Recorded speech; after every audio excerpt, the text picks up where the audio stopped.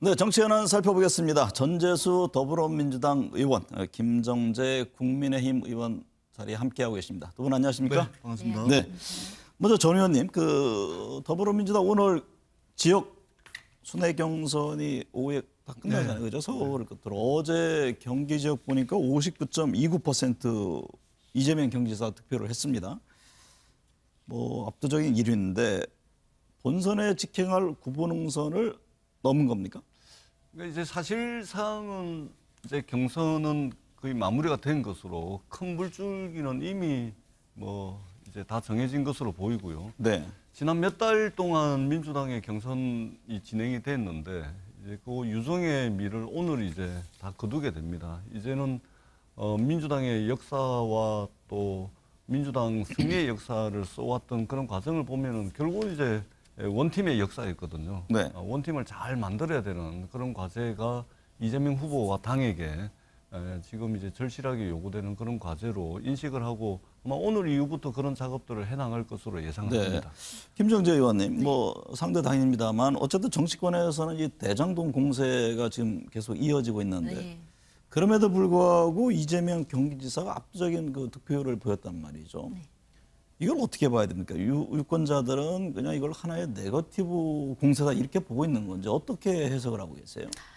저는 이 대장동 사건을 통해서 오히려 이재명 후보들한테 지지자들이 더 결집을 하지 않았나 싶습니다. 오히려 결집하는 효과가 있었다. 그러니까 지금 이게 당내 경선이거든요. 당내 경선이다 보니까 정권 연장을 바라시는 분들이 대다수일 텐데 지금 대장동 사건이라는 큰 사건이 터지면서 이재명 후보가 위기에 몰렸어요. 그리고 또 그걸 공격하는데 국민의힘도 그 문제의 진실을 파헤치지만 이낙연 후보가 그 반대 에 서 있으니까 이낙연 후보에 대해서 오히려 내부 총질이다 이렇게 판단을 하면서 더 결집을 한 경향이 없지 않아 있고요. 두 번째는 이게 시간이 후보를 바꾸기에는 시간이 너무 부족한 겁니다. 그런 게 있고 또 당원들이 저희 쪽도 마찬가지지만 한 번 지지를 하면 이제 첫사랑을 주는 거죠. 주게 되면 특별히 상대로 바꿔야 할 이유가 특별히 없다 그러면 그냥 끝까지 싸우고 끝까지 가는 거죠. 그래서 저는 그냥 결집을 하지 않았나 싶고요. 그냥 결선 투표 없이 바로 본선 직행을 할 것이라는 그럼 오늘, 처음부터 그렇게 얘기를 했지만 최종 결정이 될 것으로 보고 있으십니까? 네, 저는 그렇게 보고 있고 저는 첫 번째 투표 끝났을 때도 제가 그때 7분 능선을 넘었다고 그때 얘기를 했던 것 같습니다. 근데 한 가지 오해하실 수가 있어서 한 가지만 좀 덧붙이자면은 이게 당원들만 하는 민주당 경선이 아닙니다. 그러니까 이제 전국 순회 경선을 할 때는 대의원과 권리당원, 이분들은 완전 당원들이죠. 그다음에 1차, 2차, 3차에 걸쳐서 하게 되는 슈퍼위크. 여기는 일반 국민들입니다. 당원들이 아닙니다. 그렇기 때문에 지지자들만 결집하는 것이 아니고 일반 국민들도 이 대장동을 보면서 이재명 후보를 선택했다라는 말씀을 드리겠습니다. 그 일반 국민도 저희도 마찬가지지만 보통 조직을 통해서 이 선거인단으로 들어가라고 합니다. 그래서 일반 투표도 있고 그런데 대체로 민주당 지지하는 사람들이 이 대답에 응하죠. 저희 국민의힘도 마찬가지입니다. 민주당 입장에서는 어제 이재명 후보도 강조를 합니다만 이제 원팀이라는 게 굉장히 중요한 과제 아니겠습니까? 근데 이낙연 캠프 공동선대위원장이죠. 서른 의원은 뭐 후보 교체 가능성까지도 얘기를 했는데 경선 불복론 얘기도 한편에서 나오잖아요. 그 점을 어떻게 보고 계세요? 사실은 이제 뭐 저도 걱정을 하고 있고 또 민주당을 지지하는 많은 분들이 걱정을 하고 있고 당도 이제 당 지도부도 좀 걱정을 하고 있는 겁니다. 뭐 그 걱정 안 하고 있다라고 말씀을 하시면은 이제 그건 거짓말이 될 테고요. 다만 이제 그 서른 의원님께서는 이제 원래 이제 워딩이 되게 이제 직설화법이세요. 그러다 보니까 이제 늘 이제 그 화법에 비춰본다면은 뭐 늘 해오던 대로 해오신 것이고 다만 이제 이낙연 후보 캠프에 이제 좌장을 맡고 계십니다. 그러다 보니까 이제 마지막 불꽃을 태우는 차원에서 좀 이제 좀 과도하긴 했지만 뭐 마지막 불꽃 남겨놓으면 뭐 하겠습니까? 다 태운 것이죠. 그런 측면에서 뭐 충분히 뭐 이해할 수 있다. 뭐 그것 때문에 경선 불복을 한다거나 그럴 가능성은 없다고 보고 민주당의 경선의 역사라든지 민주당이 대선을 치르는 과정에서 후보를 선출하는 과정에서 보여왔던 여러 가지 역사와 전통이 있습니다. 결국은 원팀으로 갈 것이다. 이렇게 믿고 있습니다. 사실 당내 경선과 이 본선의 전략은 달리 가지고 갈 수밖에 없잖아요. 그렇습니다. 그 관련해서요. 최근 대장동 이거 민간 사업자 수익은 집값 폭등 때문이다. 이제 이 지사가 이 언급을 했는데 뭐 결과적으로 맞습니다만 이것을 한편에서 보면은 현재 문재인 정부의 실정을 얘기한 것 아니냐, 차별화를 두려는 것 아니냐 이런 또 앞선 해석들이 있는데 그 점에 대해서는 어떤 답변이세요? 그러니까 최근에 이제 청와대에서 대장동 수사를 엄중하게 보고 있다. 네네. 또 어제 이제 그 이재명 지사가 부동산가 폭등 때문에 이런 이제 사태가 발생했다 이런 이제 말씀을 하셨는데 그것은 전혀 너무 좀 과도한 평론가들 입장에서는 충분히 그렇게 볼 수 있지만 청와대는 늘 이런 일이 있을 때마다 그 스탠스 그대로 지금 특별한 게 아닙니다. 그리고 부동산 가격이 오른 건 사실이지 않습니까? 네. 이것을 부정을 할 수는 없는 것입니다. 그렇기 때문에 문재인 정부를 개성하고 보완하고 또 채울 거는 또 채우고 네. 이것을 차별화라고 이야기를 한다면 뭐라고 드릴 말씀은 없지만 차별화가 아니고 개성하고 채우고 보완하고 그 과정에서 이제 국민들께 선택을 받을 수 있도록 좋은 정책도 준비하고 뭐 그런 과정 중에 이제 한 과정이다. 이렇게 보면은 전혀 이상할 것도 전혀 뭐 갈등으로 바라볼 만한 그런 소지는 전혀 없다. 이 말씀을 드립니다. 김 의원님, 그 이재명 후보 자체를요, 국민들 중에서는 이제 정권 교체로 인식하고 있다. 뭐 이런 여론조사가 나오지 않습니까? 만약에 그렇다면 국민의힘도 어떤 전략에 좀 변화가 필요한 건 아닌가요? 정권 교체가 아니죠. 정권 연장이죠. 정권 연장이니까 그 팀에 지금 친문 세력의 이해찬 대표, 전 대표부터 해서 다 들어가 있지 않습니까? 심지어는 지금 삼철도 그쪽에 합류한다는 얘기가 있는데 그러니까 문재인 친문 세력들이 지금 돕고 있는 건 객관적인 사실이고요. 지금 아까 전에 그 과연 원팀이 될까라는 부분에 대해서 저는 그 이낙연과 이재명 후보 사이에 선을 넘어섰다. 지금 같이 함께하기에는 너무나 이 틈이 많이 벌어졌다고 생각을 합니다. 그러니까 서로는 그 의원께서 하시는 말씀을 보면 다들 객관적인 사실관계만 얘기를 하는 겁니다. 지금 그 이재명 후보의 구속 가능성에 대해서도 얘기를 했습니다. 그리고 결정적인 제보가 있다. 그리고 당이 이재명을 선택하면 절체절명의 위기에 빠진다. 그리고 이게 선거가 끝나더라도 3분의 1은 도저히 지지를 못한다 등등 있는 그대로 말을 했습니다. 그래서 이 부분에 대해서도 봉합이 상당히 어렵지 않을까 보고 이제 두 번째는 지금 친문 세력과도 지금 갈등의 소지가 되는 말을 어제 결정적으로 했습니다. 가장 그때 전재수 의원님께서 말씀하셨죠. 이 부동산 문제는 국민의 영린입니다. 이거 건드리는 거예요. 부동산 정책 잘못됐다라고 했는데 저는 이재명 후보께서 이제 확실히 본인이 후보로 결정될 순간이 오니까 이제 또 본래 모습을 드러내지 않느냐 그런 생각이 들고요. 본선에서 중도 확장을 위해서 지금 그 문재인 대통령과 선긋기를 하는 게 아닌가 생각이 듭니다. 그런데 이 결과는 굉장히 본선에서 좋지 않을 것이다. 왜냐하면 지지층이 그 문재인 소위 친문, 문재인 극렬 지지자 소위 문파라고 합니다. 이분들이 바로 돌아서겠죠 그러면. 그래서 저는 이 부분에 대해서는 그 2배밖에 부동산 가격이 안 올랐는데 지금 이 대장동 의혹은 1000배의 이익을 주도록 설계가 돼 있습니다. 이 설계를 한 사람이 바로 이재명입니다. 온 국민이 다 알고 있습니다. 그래서 저는 본선에서 이렇게 문재인 대통령을 비판해가면서 선을 긋는다 할지라도 국민들로부터 중도 쪽에서는 그렇게 지지를 얻지 못할 것이다. 그런 생각을 하고 있습니다. 정확한 오딩은 그 정책이 잘못됐다는 게 아니라 부동산 집값 폭등 때문이다라고 하는 거죠. 2배가 뛰었는데 왜 1000배의 이익을 가져갑니까? 김정재 의원님께서 이제 길게 말씀을 하셨는데 제가 좀 짧게 말씀을 드리자면 일단은 이제 그 민간 개발업자들이 1000배의 이득을 얻었다는 것은 자본금 대비입니다. 그 수익률 계산을 할 때는 투자금 대비해서 수익률 계산을 해야 된다는 말씀을 짧게 드리고요. 그다음에 그 법인세법상 SPC에 대해서는 최소 자본금 규정이 있는데 자산관리회사에 대해서는 최소 자본금 규정이 없습니다. 그렇기 때문에 5천만 원 자본금으로 기준을 할 때는 그렇게 할 수 있지만 전체 투자금이 한 350억 되지 않습니까? 그렇기 때문에 그 말씀은 이제 사실관계가 틀린다는 말씀을 드리고 또 한 가지는 짧게만 말씀드리자면 이낙연 후보님은 민주당이 배출한 정치인 중에 가장 성공한 정치인입니다. 좁게는 이재명의 집권, 이재명이 대통령이 되고 이낙연이 대통령 되는 것이지만 지지자들의 입장에서는 누가 대통령이 되든 간에 민주당의 집권이라는 측면이 있기 때문에 이것이 원팀이 될 가능성이 별로 없다. 아마 수습하기 어려울 거다. 이렇게 말씀을 하시는 것은 민주당의 역사와 전통을 잘 모르셔서 그런 말씀을 하신다는 말씀을 드리고 네. 원팀으로 집권을 위해서 최선을 다할 거다. 이런 이제 확신을 가지고 있습니다. 대장동 문제는 워낙 뭐 많이 다뤄가지고 디테일한 부분은 오히려 시청자분들이 더 잘할 것으로 보고 사실 뭐 전략적으로는 또 그럴 수도 있죠. 과거에 보면 이제 나를 밟고 가라. 뭐 어떤 승리를 위해서 여러 가지 그 각 당의 이제 전략이 형성될 텐데 자.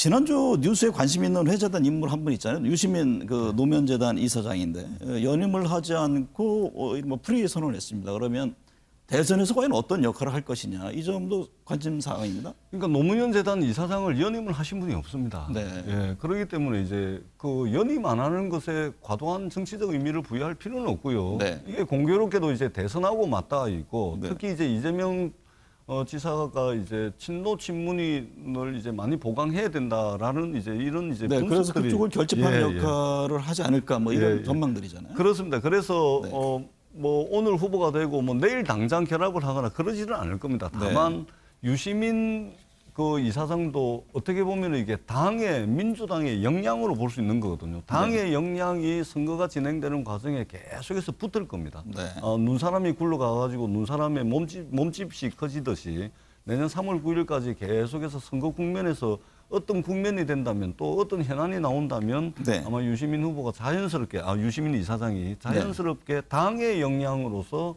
아마 결합하는 그런 것은 충분히 예상해 볼 수 있겠다. 네. 이렇게 생각을 합니다. 국민의힘 얘기 좀 해보죠. 네. 그 대선 경선을 위한 4명의 후보 압축했잖아요. 네. 원희룡 전 지사가 포함이 됐는데 근데 예비 경선이 후폭풍이 있습니다. 네. 그 득표율이 원래 이제 비공개로 돼 있는데 그 윤석열 후보 캠프죠. 거기서 4% 포인트 차로 뭐 이겼다. 이러자 이제 다른 후보들이 가짜 뉴스다라면서 문제를 제기하고 있는데 네. 이게 어떻게 유포가 된 겁니까? 정말 이제 잘못된 가짜 뉴스인 건지 당에서는 어떻게 보고 있어요? 당에서는 지금 이제 순위와 득표율을 비공개로 하고 있습니다. 네. 그 이유는 이제 다음 선거에 너무 영향을 줘서 뭐 쏠림 현상이라든지 아니면 대세론이 형성될까봐 이제 비공개로 하고 있는데요. 저도 이제 이런데 한번 참석을 해봤습니다만 공개를 이제 수치를 발표를 합니다. 그러면 딱 이번 같은 경우는 3명만 참관을 했습니다. 네. 그래서 홍원 지금 그 관리위원장이시죠. 위원장, 네. 네, 그러시고 사무총장님. 그다음에 그 재선의 성일종 의원님 3분이 선관위원으로 들어가서 참관을 했고 모든 집계가 나오면 바로 그 자리에서 파기를 합니다. 파기를 해서 절대로 세워나가지 않게끔 했고 또 3분한테 확인을 했더니 전혀 바깥으로 유출을 안 시켰다고 네. 확인을 했습니다. 그런데 왜 그러면 그런 얘기가 나오느냐. 저도 사실은 선거 끝나자마자 바로 종류가 다른 한 4곳으로부터 그 결과를 받았습니다. 다 다르더라고요. 네. 그래서 이 부분에 대해서는 너무나 자기에게 유리한 네. 쪽으로 지금 네. 비공개를 하다 보니까 단점이 뭐냐면 이렇게 자기한테 유리한 쪽으로 숫자를 아니, 마음대로 이 세서 탈락한 황교안 하는 후보는 거. 뭐 근데 특정 후보의 표가 과잉 계산됐다면서 부정선거다 이런 이게 얘기까지 했잖아요. 저는 황교안 후보께서 정말 그 지난 선거도 부정선거라고 계속 말씀을 하시고 심지어는 이번까지 지금 부정선거라고 말씀하시는데 글쎄 참 이렇게 좀 공감하기가 이번 같은 경우에는 참 어렵고요. 그다음에 이 부분에 대해서는 뭐 세워나갈 유출될 가능성이 전혀 없다는 말씀을 드리고 지금 나오는 수치들은 다들 가짜라고 분명히 사무총장께서 못을 네. 박았기 때문에 그렇게 알아주시면 감사하겠습니다. 민주당은 어떻게 보십니까? 지금 이제 현재 어쨌든 윤석열, 홍준표 후보가 양강구도에서 서로 치열한 경쟁을 하고 있고 여러 토론회 과정 속에서 유승민, 원희룡 후보도 만만치 않을 것이다. 또 이런 또 진단을 하는 분들이 있습니다. 민주당 입장에서는 윤석열 후보가 되는 것이 네. 좀 쉬운 상대죠. 네. 예. 뭐 전략적으로 말씀하시는 건 아니죠? 아닙니다. 예.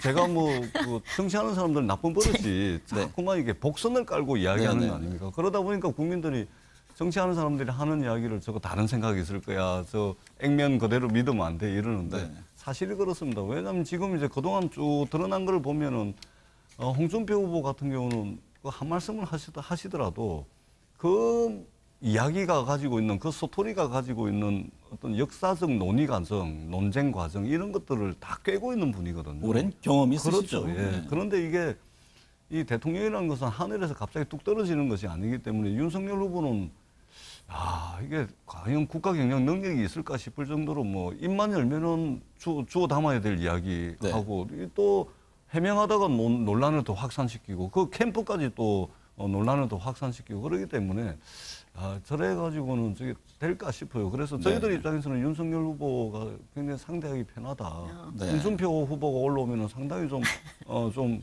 치열해지지 않을까 이런 이제 예상을 해봅니다. 이 질문은 우리 김정재 의원께 여쭙겠습니다. 윤석열 대 이제 유승민 후보 논쟁이 있었잖아요. 그 무속의 뭐 학문팀까지 등장을 했는데 전에 또 왕자 주술 논쟁도 있었고 이게 좀 어떻게 보면 좀 점입 각용 형태인데 이게 국민의힘 경선 자체에 대해서 이 국민들의 시선이 뭐 미래 비전이라든가 이 정책 토론 이쪽 방향으로 좀 가야 되는 것 아닌가요? 당연하죠. 당연히 그런 방향으로 가야죠.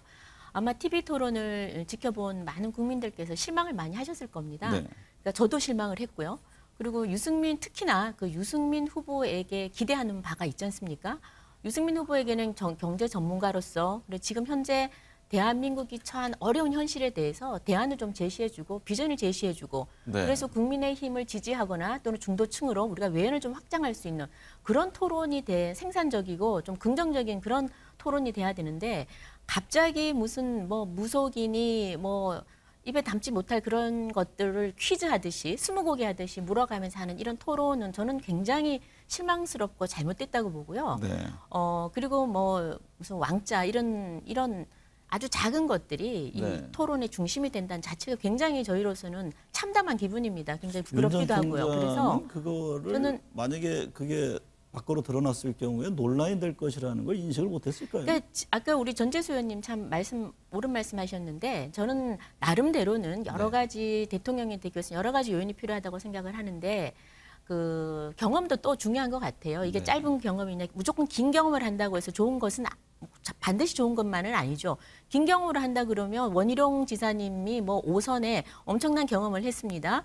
그래서 저는 그것에서 조금 그 정치인들이 쓰는 용어에 이 윤 후보가 좀 의원님. 익숙치 않지 않나. 그래서 대응을 좀 잘 못하지 않나 그런 아쉬움은 있습니다만 더 본질적으로는 국민들이 바라는 토론은 정말 이 어려움을 특히 야당입니다. 야당은 지금 여당 정권 교체를 바라는 많은 국민들에게 이런 토론을 통해서 우리가 어떤 정책으로 어떻게 대한민국을 다시 만들겠다라는 비전을 보여줄 때 저희 당이 지지세가 확장이 되거든요. 그래서 그런 면에서 이제 앞으로 이제 다음 한 명까지 마지막 지금 저희가 10번의 토론이 남아 있습니다. 그래서 마지막 10번 토론에는 이런 단어들이 좀 나오지 않았으면 하는 그런 바람입니다.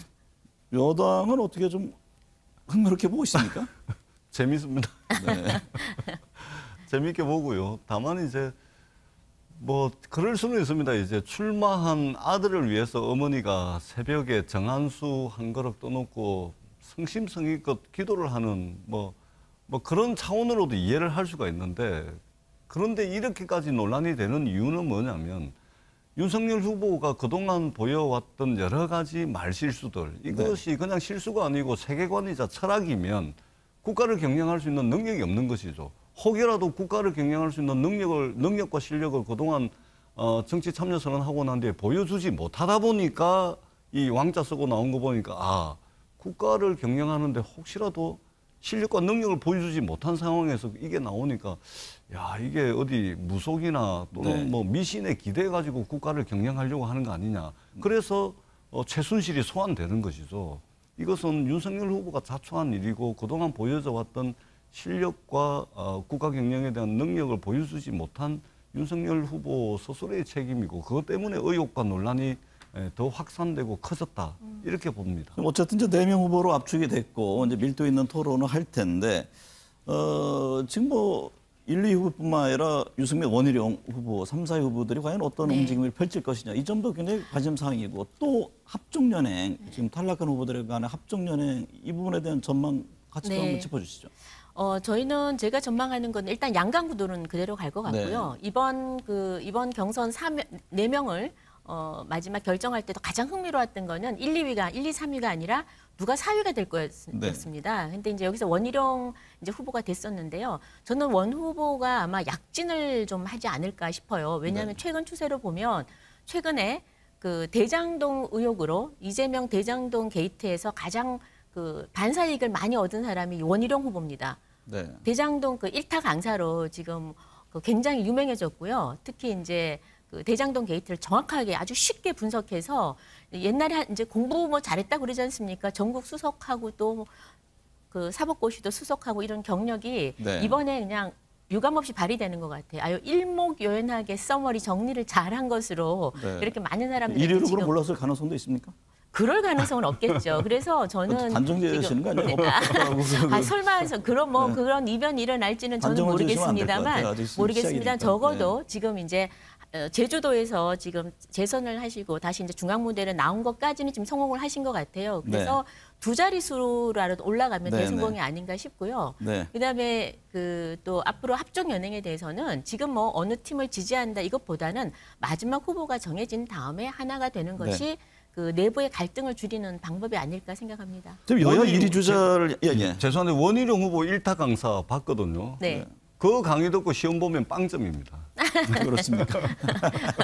그 여야 1위 주자를 향한 그 정확하게 의혹이 분석했던데. 예. 지금 대장동 개발 그다음에 검찰 고발 사주 의혹이 있잖아요. 네. 각 1위 주자에게 큰 영향을 못 줍니까? 아마 못 줄 겁니다. 네. 예, 이게 아마 본선에서 펼쳐졌다면은 지지율 영향에 좀 있을 텐데 경선 과정에서는 그렇게 보는 것 같습니다. 그러니까 윤석열의 후보는 국민의힘의 위기로 네. 지지자들이 인식을 하고 이재명의 위기는 민주당의 집권의 위기로 이제 네. 다들 인식을 하기 때문에 크게 영향을 못 줄 것으로 그렇게 판단을 합니다. 네.